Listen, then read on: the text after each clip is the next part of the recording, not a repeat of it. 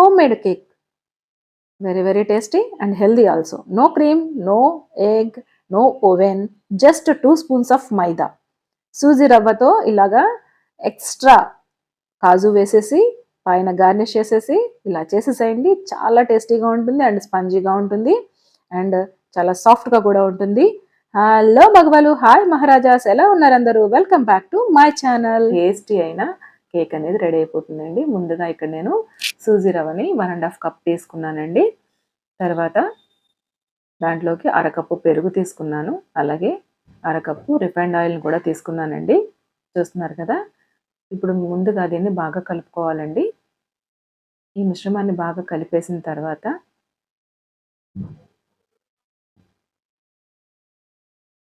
ఇప్పుడు మనము పాలని యాడ్ చేసుకోవాలండి. ఫస్ట్ నేను అరకప్పు యాడ్ చేస్తున్నానండి పాలని ఇందులో వేసేసిన తర్వాత బాగా ఒకసారి కలుపుకోవాలి. ఇలా ఒకసారి ఈవెన్గా కలిపేసుకోవాలండి. తర్వాత ఇందులో నేను కప్పు షుగర్ తీసుకుంటున్నాను. కప్పు షుగర్ తీసుకుని మళ్ళీ ఇంకొక హాఫ్ కప్పు పాలను యాడ్ చేసుకుంటున్నానండి.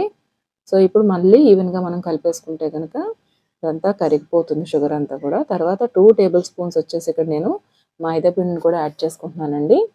మళ్ళీ ఒకసారి బాగా కలిపేసుకోవాలి. కలిపేసుకున్న తర్వాత మనము ఈ మిశ్రమాన్ని అంతటినీ కూడా ఒక్క 15 నిమిషాల పాటు పక్కన పెట్టేసుకోవాలండి, మూత పెట్టేసి. చూస్తున్నారు కదా. ఒక 20 నిమిషాల పాటు పక్కన పెట్టేసిన తర్వాత మళ్ళీ మనం తీసి చూసిన తర్వాత మళ్ళీ ఒకసారి కలిపేసుకుని ఇందులో ఇప్పుడు చిటికెడు సాల్ట్ వేసుకోవాలండి. అలాగే 1 టేబుల్ స్పూన్ వచ్చేసి బేకింగ్ సోడా వేసుకుంటున్నానండి. 2 టేబుల్ స్పూన్స్ వచ్చేసి బేకింగ్ పౌడర్ని వేస్తున్నానండి. వేసిన తర్వాత ఒకసారి బాగా కలిపేసుకుని తర్వాత దీంట్లో మనము వెనీలా ఎసెన్స్ కానీ లేదంటే ఏదైనా మీకు నచ్చిన ఎసెన్స్ని ఇందులో వేసేసుకోండి. వేసేసి బాగా కలిపేసి తర్వాత ఇందులో నేను టూటీ ఫ్రూటీ అనేది వేస్తున్నాను. మీకు కావాలంటే నట్స్ కూడా వేసుకోవచ్చు, జీడిపప్పు కానీ లేదంటే బాదం. మనం ఏ కప్లో అయితే కేక్ మౌల్డ్ వేయాలనుకుంటున్నామో అందులో వచ్చేసి ఇలాగా ఆయిల్తో గ్రీస్ చేసుకుని తర్వాత మైదాతో కూడా ఇలా గ్రీస్ చేసేసుకుని తర్వాత అందులో మనము కేక్ బ్యాటర్ని వేసేసి ఈవెన్గా ట్యాప్ చేసుకోవాలండి. పైన మీకు నచ్చిన నట్స్ని వేసేసుకోవాలి. నేను ఇక్కడైతే కాజు వేసాను. అలాగే ప్రీహీట్ బండిలో నేను కళ్ళుప్పు వేసి దాన్ని బాగా ప్రీహీట్ చేసిన తర్వాత ఇలా పెట్టిన తర్వాత ఒక 25 మినిట్స్లోనే నాకు కేక్ అనేది ఇలాగ రెడీ అయిపోయిందండి. ఇలాగా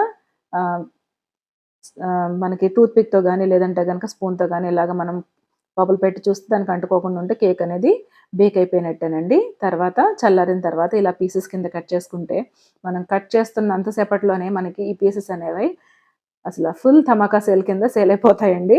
పిల్లలు అంత ఇష్టంగా తింటారు. సో ఇందులో టూటీ ఫ్రూటీ ఉంది, పైన జీడిపప్పు ఉంది కాబట్టి, అలాగే సూజీ రవ్వ అనేది మనకి స్టిక్కీగా ఉండదు కాబట్టి పొడి పొడిలాడుతూ ఉంటుంది కాబట్టి చాలా టేస్టీగా ఉంటుంది. సో ఈ టేస్టీ అండ్ ఈజీ కేక్ కనుక మీకు నచ్చినట్లయితే లైక్ చేయండి, షేర్ చేయండి, సబ్స్క్రైబ్ చేసుకోవడం మాత్రం మర్చిపోవద్దండి. మరిన్ని వీడియోస్ కోసం ఛానల్ని ఫాలో చేయండి.